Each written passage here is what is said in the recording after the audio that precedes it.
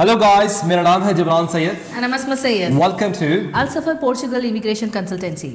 तो अगर आप हमारे चैनल पे नए आए हैं तो आपको बता दें कि हमारे चैनल पे आपको पोर्चुगल इमिग्रेशन से रिलेटेड सारी इन्फॉर्मेशन दी जाती है।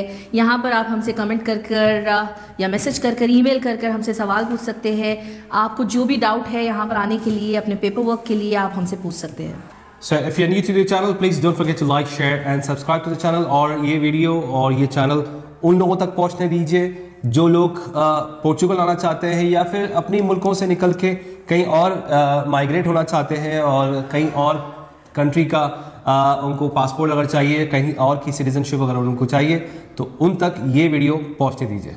आज की वीडियो में हम आपको बताने वाले हैं D2 कैटेगरी के बारे में। जो लोग अपने मुल्कों में बिजनेस करते हैं और यहाँ पे पोर्चुगल में आने के बाद बिजनेस करना चाहते हैं, D2 की कैटेगरी लेके D2 वीज़ा अप्लाई कर अगर यहाँ पे आना चाहते हैं और यहाँ पे एज एंटरप्रेन्योर्स, जैसे अपनी खुद की सेल्फ एम्प्लॉयज होते हैं, अपनी खुद की कंपनी होती हैं, वो लोग यहाँ पे आके अगर काम करना चाहते हैं, इस बेस पे D2 के बेस पे इमिग्रेशन अगर पोर्चुगल के लेना चाहते हैं, उसके बारे में आज की वीडियो में तफसील हम आपको बताने वाले हैं। So without wasting any further time, let's start the video।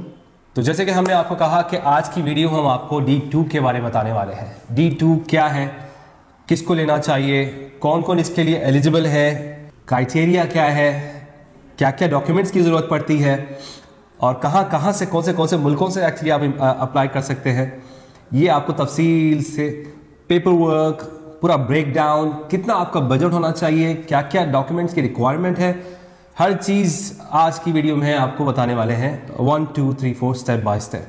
पहली चीज़ तो ये है कि जो लोग इमिग्रेशन लेना चाहते हैं, जो लोग अपने मुल्कों से हट के कहीं और का पासपोर्ट लेना चाहते हैं और अपने मुल्कों में बहुत सारे रीजंस हैं, स्पेशली हमारे बर्र-ए-सग़ीर के जो मुल्क है, इंडियन सब कॉन्टिनेंट वाले जो मुल्क है, वहाँ पे कुछ ना कुछ तो मसले मसाइल और कोई रीज़न से लोग जो है परेशान होते हैं, बिज़नेस वगैरह अफेक्ट होते हैं और थोड़ा सा जान माल का वहाँ पे धोखा होता है, वहाँ पे बहुत सारी चीज़ें हैं। तो वो रीज़न से कई सारे लोग प्लान करते हैं कि चलो कोई और मुल्क जाए। तो कई और मुल्क में लोगों के सिर्फ दिमाग में यही एक ही आता है, UK, US, Canada. UK, US, Canada से हट के बेहतर लाख गुना बेहतर जो है, जो आज कंट्री हम आपको बताने वाले हैं, वो है Portugal. Portugal is a very safe country और इंडेक्स में 5th नंबर पे इसका पासपोर्ट आता है। आप लोगों को हैरानी होगी, US से, कनाडा से और UK से बेहतर और स्ट्रॉन्गेस्ट पासपोर्ट है पोर्चुगल का। सेफ है, काफ़ी लोग, माहौल बहुत ज़्यादा अच्छा है, वेदर बहुत ज़्यादा अच्छा है। US में आपको पता है कि वेदर कैसा है, कनाडा तो बहुत ही एक्सट्रीम ठंडा वेदर है। UK अगर जाते हैं तो बारिश कब हो जाती है, कब आप अपने रूम से बाहर जाते हैं तो बारिश शुरू आती है, रूम के अंदर आ जाते हैं तो बारिश ख़त्म हो जाती है। तो कोई प्रोडिक्ट नहीं कर सकते, आपको कोई प्रोडक्शन नहीं होता है वहाँ का UK का। तो यहाँ पे माशाल्लाह बहुत ही ज़्यादा, स्पेशली हम इंडियन, पाकिस्तानी, बंगाली, नेपाली वगैरह के लिए हमें जो वेदर सूट करता है, और पोर्चुगल का वेदर बहुत ही ज़्यादा सूट करता है, क्योंकि माशाल्लाह धूप है, छाँव है, बारिश हो रही है, ठंडी है, कुछ इलाके में तो बर्फ़ भी हो रही है। तो पहली चीज़ तो पोर्चुगल के बारे में आपको मैं ये बताना चाह रहा था कि पोर्चुगल इज़ वेरी सेफ और यहाँ का पासपोर्ट जो है बहुत ही ज़्यादा स्ट्रॉन्गेस्ट पासपोर्ट है। अब बात करते हैं D2 के बारे में। तो सबसे पहले बात करते हैं D2 कैटेगरी के लिए कौन अप्लाई कर सकता है, कौन एलिजिबल है। सबसे पहले क्राइटेरिया ये है कि आप नॉन EU रेसिडेंट्स होना चाहिए, तभी आप ये वीज़ा अप्लाई कर सकते हैं। और ये बहुत ही आपके लिए, यानी बहुत सारे बेनिफिट्स भी है इसमें, और थोड़ा सा इसका प्रोसीजर लेंथी है लेकिन बेनिफिट्स भी बहुत ज़्यादा है इसमें। इसके लिए आपको एक कंपनी फॉर्मेशन करना पड़ेगा, जिसके लिए आपको कैपिटल अमाउंट बताना होगा, जिसके लिए आपको एक प्लान बताना होगा, बिजनेस प्लान, अच्छी तरीके से बिजनेस प्लान बताना होगा, और जो कि बिजनेस प्लान वो कम्प्लीटली पोर्चुगीज लैंग्वेज में होना चाहिए। तो बिजनेस प्लान आपको इसके लिए बताना पड़ेगा। बिजनेस प्लान बनाने के लिए आपको यहाँ की कोई एक कंसल्टेंसी, यहाँ की कोई लॉ फॉर्म से ही आप बिजनेस प्लान ला सकते हैं, क्योंकि बिजनेस प्लान बनाने के बाद आपको वो ट्रांसलेट करना होता है और ट्रांसलेशन के लिए आपको यहाँ पे ही पोर्चुगल में वो काम होगा। At the end you have to, मेरी तरफ से एडवाइस यही है कि अगर आप D2 को अप्लाई करना चाहते हैं तो यहाँ की कोई लोकल कंपनी, यहाँ की कोई लोकल कंसल्टेंसी या यहाँ का कोई लॉयर के थ्रू ही वो काम करवाए। वहाँ से काम कराने की गलती मत करिए, क्योंकि वहाँ पे बहुत ज़्यादा पैसे लगेंगे। अब वहाँ की कंसल्टेंसी वगैरह बहुत ज़्यादा पैसे चार्ज करिए। कोशिश करिए कि यहाँ की कोई एक कंसल्टेंसी जो रजिस्टर्ड कंसल्टेंसी है या फिर लॉ फर्म जो है रजिस्टर है, लॉयर वगैरह है, उनसे काम कराने की कोशिश करिए। तो D2 वीज़ा के लिए अप्लाई करने के लिए सबसे पहले क्राइटेरिया ये है कि आपको नॉन EU रेसिडेंस होना चाहिए। हाँ जी बिल्कुल, क्योंकि अगर आप यहाँ के रेसिडेंट हैं या फिर कोई भी यूरोपियन कंट्री के अगर रेसिडेंट है तो उनके लिए ये D2 कैटेगरी और इसका वीज़ा एक्चुअली आप अप्लाई नहीं कर सकते। ये सिर्फ वही लोगों के लिए है जो कि नॉन EU मेंबर हैं। सेकेंड रिक्वायरमेंट है कंपनी फॉर्मेशन।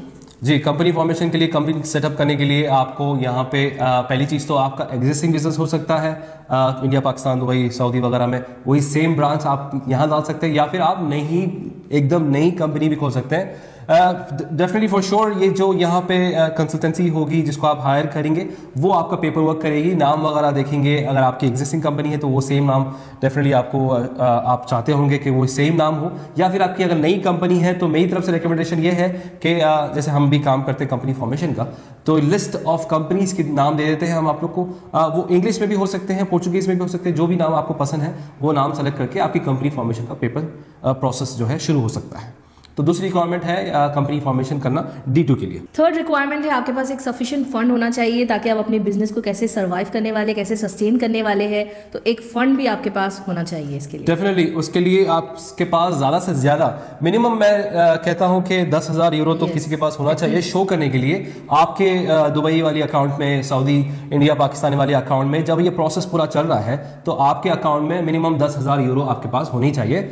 ये प्रोसेस की रिक्वायरमेंट है। हम स्टेप बाय स्टेप आपको वो बता रहे हैं कि क्या क्या चीज़ें, क्या क्या पेपर्स ज़रूरत है आपको D2 अप्लाई करने के लिए। तो एक कैपिटल अमाउंट आपके पास एक अच्छा होना चाहिए। और चौथा है आपके पास एक सॉलिड बिजनेस प्लान होना चाहिए। ऐसे नहीं कि आपके पास बिजनेस प्लान आप बस रफली बना रहे हैं, एक बहुत अच्छा पेपर पे आपको अपना बिजनेस प्लान बनाकर शो करना होगा। जी, it could be any business plan, it could be any business, जो भी एग्जिस्टिंग बिजनेस है। जैसे कि आपका रेस्टोरेंट भी अगर है, मैं एक एग्जांपल के लिए रेस्टोरेंट कह रहा हूँ, रेस्टोरेंट भी अगर है, क्योंकि कई सारे लोग ये समझते हैं कि बहुत ही ज़्यादा यूनिक बिजनेस प्लान बनाना है और बताना है तो ही अप्रूवल होगा और रिजेक्ट हो जाएगा।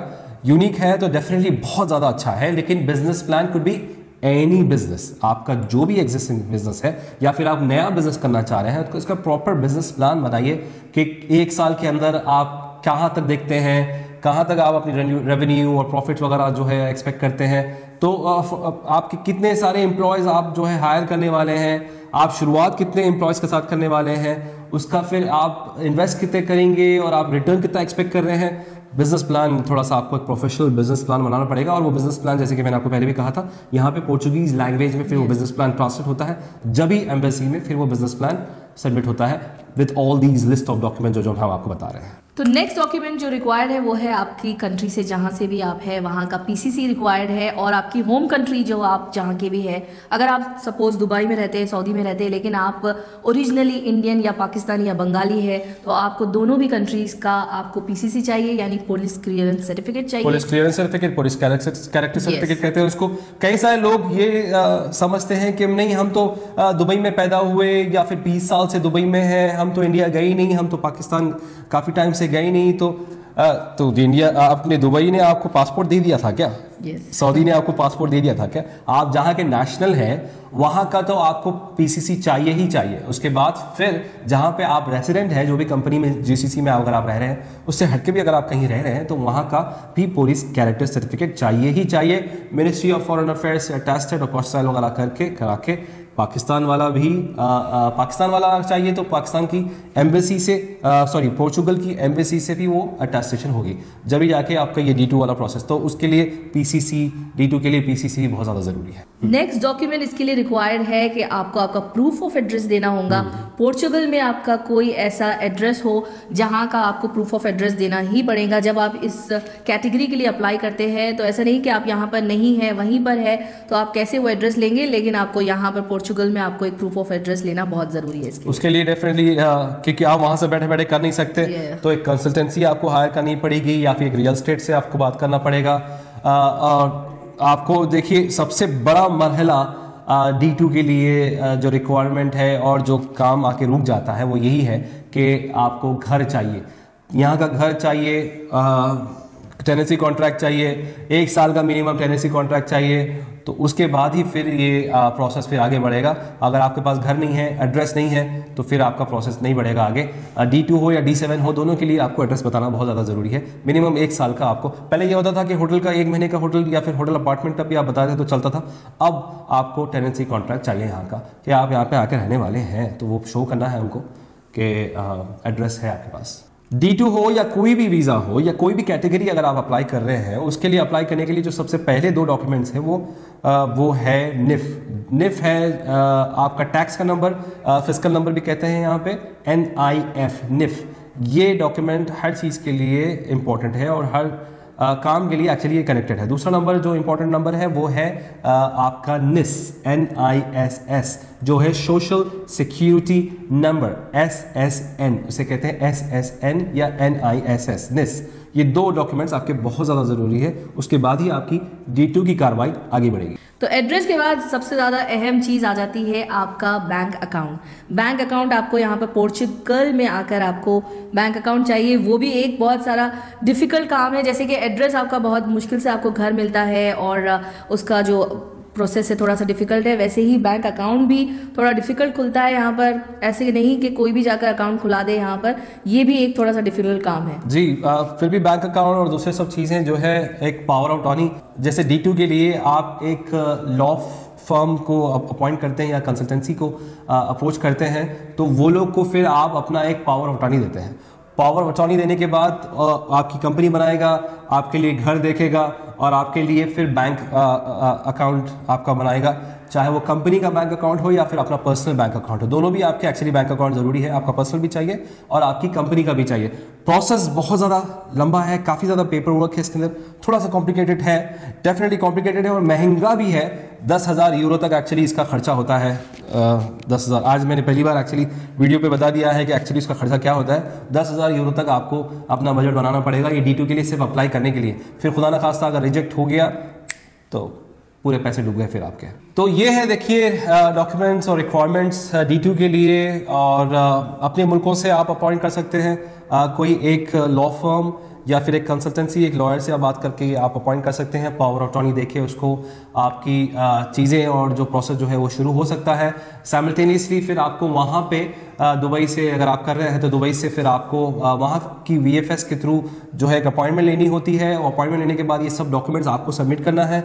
आपकी सब ये बैंक स्टेटमेंट, आपकी जो वहाँ की कंपनी के डॉक्यूमेंट्स, NIF और NIS, आपका बिजनेस प्लान, वो सब चीज़ें, जितनी चीज़ें अभी आपको हमने बताई, वो सब चीज़ें लेकर फिर आपको बायोमेट्रिक, वहाँ पे बायोमेट्रिक होगा।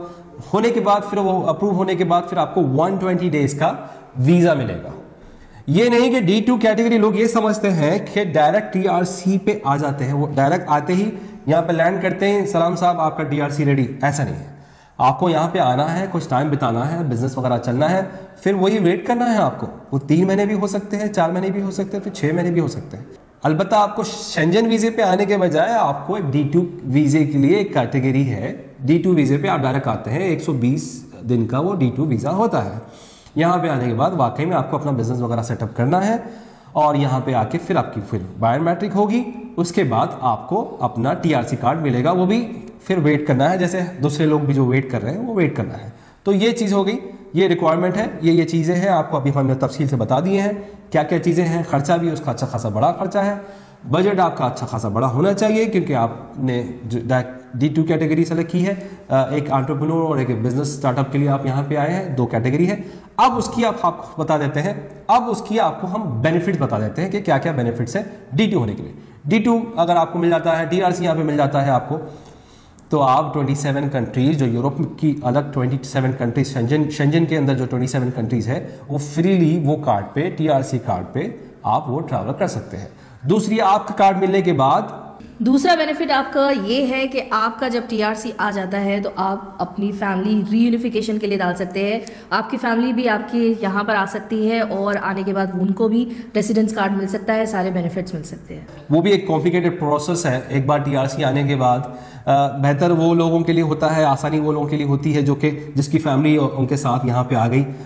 जिसकी फैमिली यहाँ पे नहीं है, ओवरसीज़ है, ये पोर्चुगल से बाहर है, तो थोड़ा सा डॉक्यूमेंट्स भी एक्चुअली उसमें बहुत ज़्यादा लगते हैं और कॉम्प्लिकेटेड है, काफ़ी ज़्यादा लॉयर के और कंसल्टेंसी के चक्कर आपको एक्चुअली काटने पड़ते हैं, एम्बेसी के चक्कर भी आपको काटने पड़ते हैं। तो उसके बाद आपकी वो होती है फैमिली रीयूनिफिकेशन, फिर अपॉइंटमेंट वगैरह के भी मसले हैं यहाँ पे, तो it's a bit complicated system actually. तो आपका TRC आ गया, शुरू का TRC होता है 2 साल का, ऑटो रिन्यू होता है फिर वो 3 साल का, तो टोटल आपको फिर 5 साल का फिर कार्ड मिलता है यहाँ पे आपको, आपकी फैमिली को बेनिफिट वगैरह मिलते हैं, आपकी हेल्थ केयर वगैरह और बच्चों की फ्री एजुकेशन वगैरह है, बहुत सारी चीज़ों की फ़ायदे हैं यहाँ पे माशाल्लाह। बच्चों की ट्रांसपोर्टेशन कम्प्लीटली फ्री है। उसके बाद आपको 5 साल होने के बाद माशाल्लाह, आपके 5 साल कंप्लीट होने के बाद आप अपने सिटीजनशिप के लिए, अपने पासपोर्ट के लिए, पोर्चुगल पासपोर्ट के लिए अप्लाई कर सकते हैं। तो ये एक प्रोसेस था, डेफिनेटली लेंथी और थोड़ा सा कॉम्प्लिकेटेड है। आजकल तो घर तो मिलना बहुत ज़्यादा मुश्किल है, वहाँ से बैठे बैठे फिर भी कंपनी फॉर्मेशन हो जाती है। अगर आपको कंपनी फॉर्मेशन करना है तो हम यहाँ से बैठे बैठे आपको you have to give us a power of attorney, you have to give us a power of attorney, और उसके बेस पे हम आपकी कंपनी खोल सकते हैं। लेकिन बैंक अकाउंट खोलना एक्चुअली नेक्स्ट टू इम्पॉसिबल हो गया है, बहुत ही ज़्यादा मुश्किल हो गया है यहाँ पे। और दूसरी चीज़ जो सबसे ज़्यादा इंपॉर्टेंट है वो घर, वो ज़्यादा बहुत ज़्यादा मुश्किल है यहाँ पे लेना, घर लेना। यहाँ पे लोग आने के बाद लोग को 1-1 महीना लगता है अच्छा घर ढूंढने के लिए, अच्छा घर मिलने के लिए, और आप वहाँ से बैठे बैठे घर थोड़ा सा मुश्किल है। फिर आप भरोसा करिए किसी को पैसे भेजेंगे, वो भी आपको पता नहीं है कि वो जेन्युइन है या नहीं है, तो थोड़ा सा D2 का कॉम्प्लिकेटेड है। हम D2 का काम करते हैं, D7 का काम करते हैं, D8 का भी काम करते हैं, लेकिन देखिए पैसे उसमें ज़्यादा अच्छे बनते हैं, लेकिन हमें बताना बहुत ज़्यादा ज़रूरी है। उसके प्रोज एंड कॉन्स बताना हमें इसलिए ज़रूरी है क्योंकि इसमें आप पैसे तो बहुत लगाते हैं, अपना टाइम भी बहुत लगाते हैं, लेकिन एट दी एंड आपको ये बिल्कुल भी गारंटी नहीं होती है कि आपका D2 वीज़ा लग गया है, नहीं लग गया है। वो कोई भी एजेंट, कोई भी कंसल्टेंसी, कोई भी आपकी रिस्पॉन्सिबिलिटी नहीं लेंगे कि हम आपको 100% लगा के देंगे। आपके बिजनेस प्लान के ऊपर, आपकी लक के ऊपर डिपेंड करता है कम्प्लीटली वो, और फिर आपका टाइम भी वेस्ट हो जाता है, आपका पैसा भी बर्बाद हो जाता है। इसलिए हम लोग ज़्यादातर लोग को रेकमेंड D2 वीज़ा के लिए नहीं करते हैं, लेकिन बहुत सारे लोग हमसे पूछते हैं, हमारा काम है आपको इस प्रोसेस के बारे में बताना, ये कैसे होता है, कैसे लगता है, तो इसीलिए हम आपके लिए ये वीडियो लेकर आए। जी एग्जैक्टली, क्योंकि ये चैनल पे तो हम लोग फ्री इन्फॉर्मेशन देते हैं, तो इन्फॉर्मेशन देने का काम हमारा है। आपको हर इन्फॉर्मेशन, जो भी इन्फॉर्मेशन चाहिए हम इस पे दे सकते हैं, लेकिन आपको बताना बहुत ज़रूरी है कि करना चाहिए या नहीं करना चाहिए। तो मेरे हिसाब से करना चाहिए, डेफिनेटली करना चाहिए, लेकिन थोड़ा सा रिस्की है। और जिसके पास पैसे हैं और माशाल्लाह काफ़ी सेविंग है, उनके लिए थोड़ा वेट कर सकते हैं अगर, तो उनके लिए बहुत अच्छा है। ये नहीं कुछ लोग जो जल्द से जल्द निकलना चाहते हैं अगर, तो उनके लिए डेफिनेटली ये प्रोसेस कैटेगरी बिल्कुल भी अच्छी नहीं है, महंगा भी है। खुदा न खासा जो है अगर रिजेक्शन हो गया तो आपके पूरे पैसे फिर डूब जाते हैं। तो उम्मीद करता हूँ कि आपको ये वीडियो समझ में आई है और पसंद आई होगी। अगर आपको पसंद आई है तो इसे प्लीज़ लाइक करें, शेयर करें और ज़्यादा से ज़्यादा लोगों तक इसको पहुँचाएँ। सब्सक्राइब करें हमारे चैनल को, कमेंट्स करिए, जो भी अगर आपको क्वेश्चन है कमेंट्स करिए। हमारे व्हाट्सएप के नंबर ये वीडियो के बैनर्स में कंटिन्यू आते रहते हैं, हमारा ईमेल एड्रेस पे लिखा हुआ है, हमारा वेबसाइट इसके ऊपर लिखा हुआ है, उस पर भी आप हमसे रब्ता कर सकते हैं, हमसे बात कर सकते हैं। If you have any question feel free. Team है यहाँ पे माशाल्लाह, 3-4 लोग हैं हमारे पास काम कर रहे हैं, और काफ़ी जो है एनी टाइम एक्चुअली आप मैसेज कर सकते हैं। दुबई का नंबर भी है हमारा, उस पर व्हाट्सअप कर सकते हैं, इंडिया वाला नंबर भी है, उस पर भी व्हाट्सअप कर सकते हैं, और पोर्चुगल के तो नंबर है ही हमारे। डेफिनेटली मैं अपने पर्सनल नंबर्स हम लोग शेयर नहीं करते, ऑफिस के नंबर्स हैं, उस पर आप कभी भी कॉल करके, आपको अगर अपॉइंटमेंट लेना है, हमसे अगर बात करनी है, तो आप कभी भी हमसे बात कर सकते हैं। सो ख्याल रखिए अपना। तो मेरा नाम है Jibran Sayyed, peace be upon you.